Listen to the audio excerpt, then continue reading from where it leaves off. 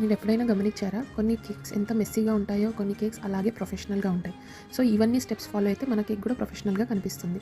So, స్టార్టింగ్‌లో మన cake mould పైన కొద్దిగా ఫ్రాస్టింగ్ అనేది అప్లై చేసి దానిపైన కేక్ లేయర్ అని పెట్టాలి. సో, అప్పుడే మనకి కేక్ కదలకుండా ఉంటుందన్నమాట. నెక్స్ట్ వచ్చేసి సోకింగ్. మన కేక్‌ని మనం ఎంత మంచిగా సోక్ చేస్తామో అది అంత మంచిగా మెల్ట్ ఇన్ మౌత్ టెక్స్చర్ లాగా ఉంటుందన్నమాట.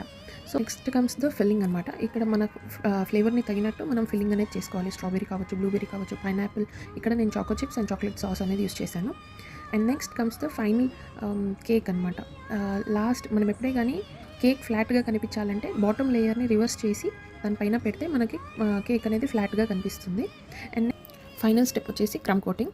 ఫైనల్ ఐసింగ్ థిన్‌గా రావాలంటే ముందుగా ఒక థిన్ లేయర్ ఆఫ్ ఫ్రాస్టింగ్‌ని పూసి క్రమ్స్ లేకుండా అన్నీ సీల్ చేయాలన్నమాట. అప్పుడే మనకి కేక్ అనేది సీల్ అవుతుంది. ఫిల్లింగ్స్ ఏవి బయట రాకుండా అంతా ప్యాక్ అయిపోతుందన్నమాట. Next comes the final decoration on the cake అనమాట. నెక్స్ట్ వీడియోలో చెప్తాను.